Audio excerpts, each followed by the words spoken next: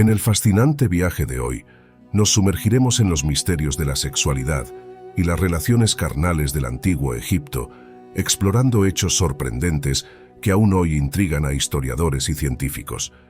No olvides expresar tu interés dejando tu super like y suscribiéndote al canal para no perderte ninguna revelación. Sin más preámbulos, comencemos nuestro viaje hacia el pasado para descubrir todos los secretos del amor que yacen en las tierras del antiguo Egipto. Acompáñanos en este intrigante recorrido. El autoplacer. En los mitos intrigantes de la antigua civilización egipcia, la creación divina adopta un giro singular y poco convencional.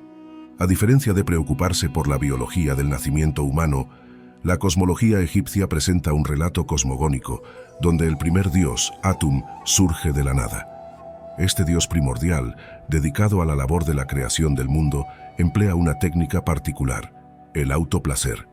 Sí, como lo estás imaginando, Atum se embarca en un acto autónomo de placer antes de dar origen a los dioses y diosas subsiguientes. En este relato mitológico, Atum, tras su autoindulgencia, escupe por la boca al dios Yosur y a la diosa Nut. Estos seres divinos, a su vez, dan vida a más deidades y aspectos fundamentales de la civilización. Lo notable es que, en la percepción egipcia, la autogratificación no era considerada como algo tabú, sino más bien como un acto virtuoso. Esta perspectiva se refleja en el mito de la creación, donde el autoplacer masculino adquiere una dimensión casi divina. Se dice, incluso, que los faraones llevaban a cabo este ceremonial acto en el río Nilo, como parte de sus deberes ceremoniales. Relaciones con los difuntos. En los días ancestrales del antiguo Egipto, donde la momificación se erigía como un ritual para preservar los cuerpos de los difuntos, se tejía un oscuro secreto entre los hábiles embalsamadores que llevaban a cabo tan misterioso proceso. Aunque comúnmente se asocia a los antiguos egipcios con la práctica de la momificación, la realidad transcurre por un sendero más siniestro. Las crónicas del respetado escritor Heródoto revelan un perturbador rumor que se esconde tras los velos de la historia. Según sus relatos, al menos un embalsamador, investido con la responsabilidad de conservar la esencia de los fallecidos, profanaba la sacralidad de la muerte al entregarse carnalmente a los cadáveres de mujeres de exquisita belleza. Esta lúgubre revelación sembró inquietud en la sociedad de la época, dando lugar a una preocupación palpable. La sociedad egipcia de entonces, abrumada por la desaprobación hacia tan macabra práctica, tomó medidas drásticas para salvaguardar la integridad de sus muertos. Heródoto documenta que, en caso de descubrirse que un embalsamador deshonraba la solemnidad de su oficio, sus propios colegas no dudarían en denunciarlo. Esta denuncia no solo significaba la condena del individuo, sino también la protección del sagrado acto de preservación post-mortem, para contrarrestar el riesgo de este acto tan desagradable. Las familias no entregaban de inmediato los cuerpos de las mujeres de inigualable hermosura, aguardaban días, permitiendo que el cadáver esté en descomposición. Solo una vez que el cadáver había experimentado cierto grado de descomposición, los cuerpos eran entregados. Control de natalidad. En la antigua tierra de los faraones, los antiguos egipcios, al igual que las sociedades contemporáneas, ansiaban ejercer cierto dominio sobre la planificación de sus progenies. En su afán por gestionar la expansión de sus linajes, se adentraron en la creación de métodos pioneros de control de la natalidad, revelando prácticas que perduran en la penumbra de los papiros antiguos. Un examen minucioso de estos pergaminos revela que los egipcios empleaban un ingenioso recurso, utilizando goma elaborada a partir de la savia del árbol de acacia. Este material era aplicado meticulosamente para recubrir el útero durante el acto íntimo. Sorprendentemente, este método exhibía cierta eficacia, ya que la goma de acacia contenía ácido láctico, actuando como un primitivo método anticonceptivo. En la espiral de la inventiva, otra opción emergía en la forma de un peculiar diafragma confeccionado a base de estiércol de cocodrilo, dátiles, acacia y miel.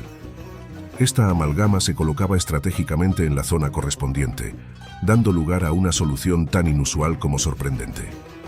La mención de caca de cocodrilo en este contexto resalta la singularidad y en cierta medida la extravagancia de los métodos egipcios para salvaguardar el delicado equilibrio de la planificación familiar en aquella época ancestral. Las relaciones entre hermanos. Las relaciones consanguíneas no eran comunes entre la mayoría de la población. Sin embargo, las dinastías reales y las deidades mitológicas seguían un camino diferente. Mitos como el de Osiris e Isis ilustran uniones matrimoniales entre hermanos, y esta tendencia se replicaba entre los gobernantes terrenales, quienes, influenciados por la creencia de emular a los dioses, también contraían matrimonios entre hermanos.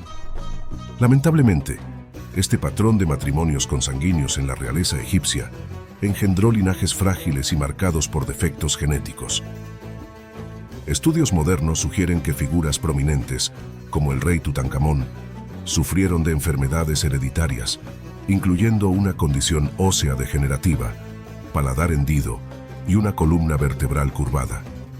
Estos trágicos legados de consanguinidad se entrelazan con la compleja trama de la historia egipcia, donde la divinidad y la realidad terrenal convergen en un tejido de consecuencias genéticas y desafíos médicos.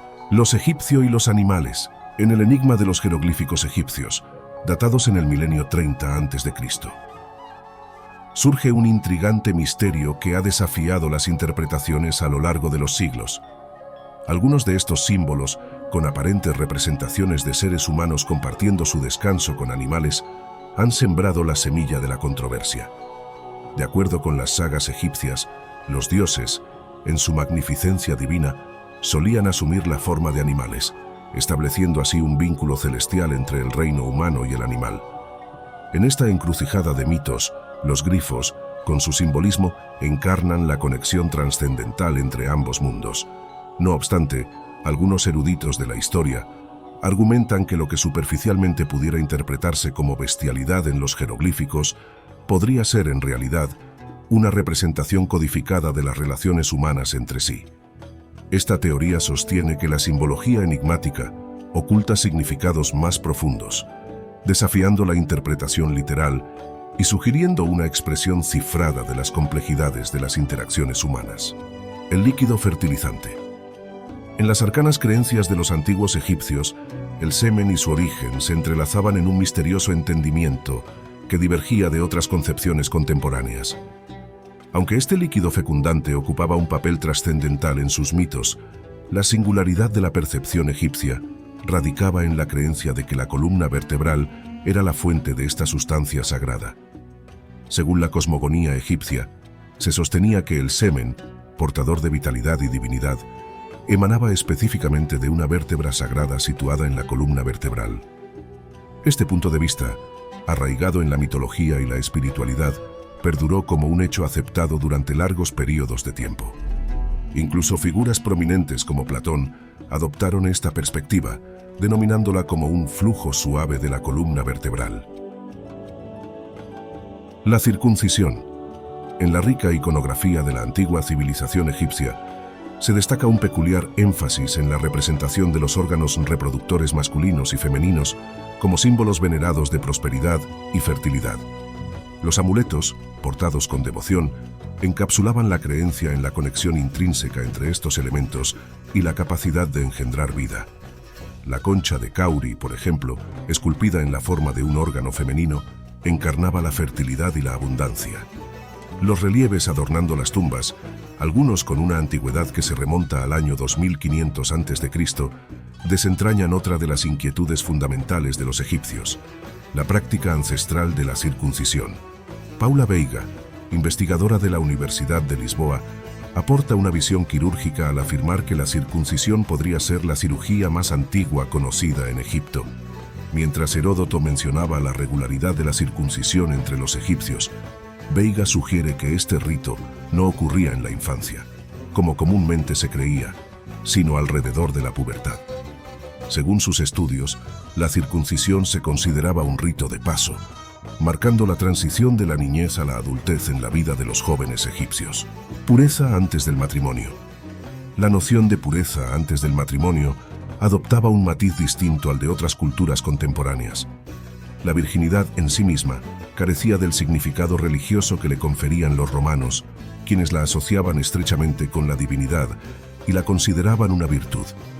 En Egipto, casarse con una virgen no ostentaba relevancia, y las relaciones prematrimoniales se practicaban abiertamente sin cargar con estigmas, siempre y cuando involucraran a personas no casadas. Sin embargo, Una vez que se sellaba el compromiso matrimonial, los egipcios abrazaban con fervor la sacralidad de la unión conyugal. Las mujeres casadas eran especialmente veneradas, y la idea de mantener relaciones extramatrimoniales se convertía en un tabú moral y social de gran envergadura. No sorprende entonces que los castigos para aquellos culpables de infidelidad fueran extraordinariamente severos. Una aventura consentida con una mujer casada podía desencadenar azotes, mutilación e incluso, en casos extremos, la pena de muerte. Ha sido un viaje intrigante y revelador. Si te ha gustado explorar estos secretos egipcios, no dudes en dejar tus comentarios aquí abajo. Tu apoyo al canal es fundamental, así que no olvides dar tu super like en este vídeo. Un cordial abrazo y nos vemos en el próximo contenido.